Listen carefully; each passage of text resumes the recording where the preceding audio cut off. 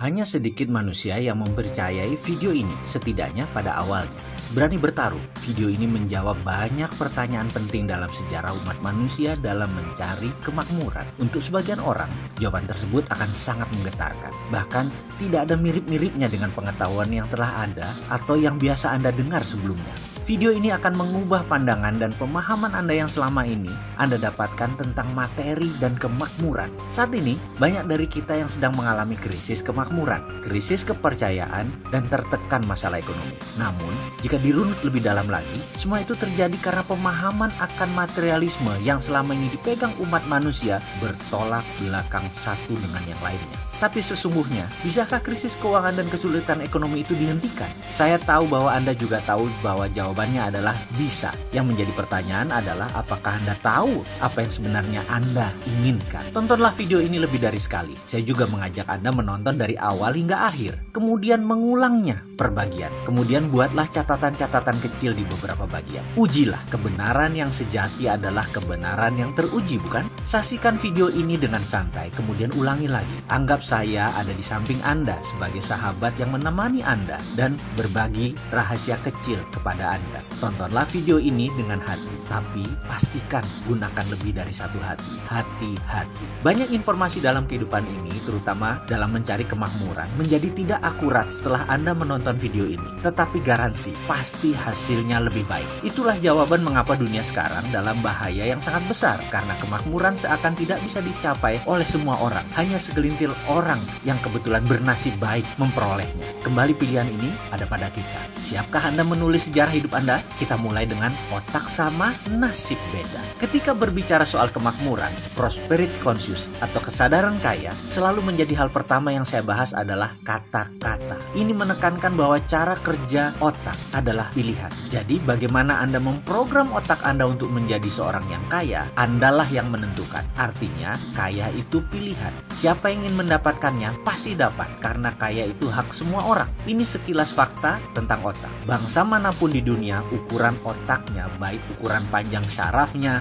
jumlah pengantar kimianya dalam otak, maupun sensornya, semuanya sama. Kecepatan kemampuan berpikir, yang oleh sebagian orang disebut IQ, juga tidak berbeda jauh. Intinya kemampuan menyimpan datanya juga sama. Jika manusia diibaratkan komputer, anggap saja otak itu hardware, dan semuanya sama. Lalu, di mana bedanya? Mengapa yang satu lebih sehat dari yang lain? Mengapa yang satu mudah tertawa? Yang lain selalu sengsara? Mengapa yang satu mudah mendapat jodoh? Yang lain selalu sendiri? Mengapa yang satu lebih cepat mendapatkan uang? Yang lain tetap saja miskin? Ada sebuah fakta, jika saya menyebutkan 375 nama orang, kemudian harta tersebut dari mereka digabungkan semua, nilainya sama dengan kekayaan 3 miliar manusia. Ya, 375 orang, kekayaan sama dengan kekayaan 3 miliar manusia. Di antaranya kita sebut Bill Gates, Donald Trump, Warren Buffett, Laxmi Mittal, Paul Allen, Mark Cuban, Jeff Bezos, Rupert Murdoch, dan saya bisa melanjutkan sampai 375 orang. Orang-orang seperti mereka ini memiliki jumlah kekayaan sama dengan 3 miliar manusia digabungkan.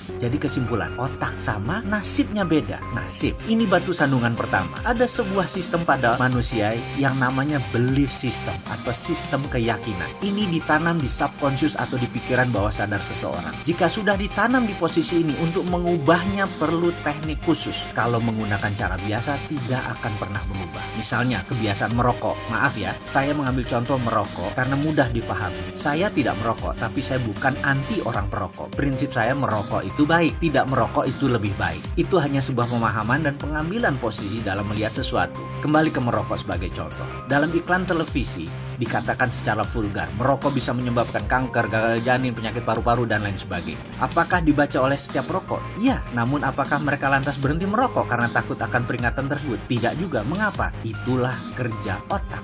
Otak conscious yang menguasai informasi pengetahuan hanya menguasai 12% dari sebuah tindakan. Subconscious, bawah sadarnya 88%. Informasi tadi hanya menempel di conscious, tidak menjadi gerak karena dalam database otak, subconscious menyatakan merokok itu nikmat. Jadi, itulah yang terus dilakukan olehnya, merokok.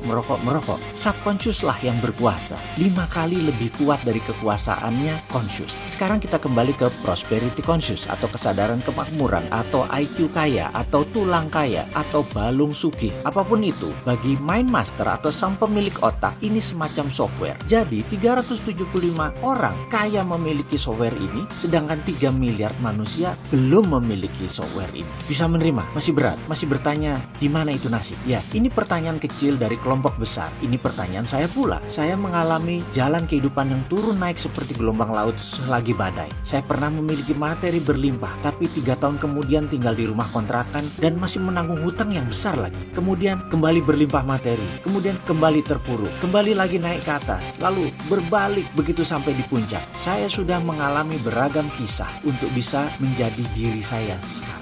Ketika itu saya banyak mempertanyakan nasib dan urusan jalan hidup. Hingga akhirnya saya memutuskan untuk belajar dan mencari kemanapun untuk mendapatkan jawaban pertanyaan saya yang terbesar. Nasib itu pemberian Tuhan atau buatan manusia? Itu pertanyaan saya. Saya tidak kaget jika pertanyaan itu membuat Anda memutuskan berhenti menonton video ini hingga di chapter ini. Karena belief system Anda menyatakan rezeki sudah ada yang mengatur. Sementara kalau diteruskan ternyata rezeki itu manusia yang mengatur. Yang selama ini kita kenal dan melaksanakan sesuai sistem Tuhan. Ini sungguh menyesakkan, bukan? Tapi kalau itu kebenaran yang terjadi, bagaimana? Izinkan kosongkan gelas Anda. Ke depan akan ada banyak hal yang menyesakkan dada Anda. Saya tetap akan melanjutkan kisah dalam video berikutnya untuk Anda sahabat semua. Karena saya tahu sekali, fakta bisa merubah kebenaran. Ya, kebenaran Anda akan ditantang ke batas ujung dengan fakta-fakta yang akan saya berikan. Beranikah Anda meneruskan video selanjutnya?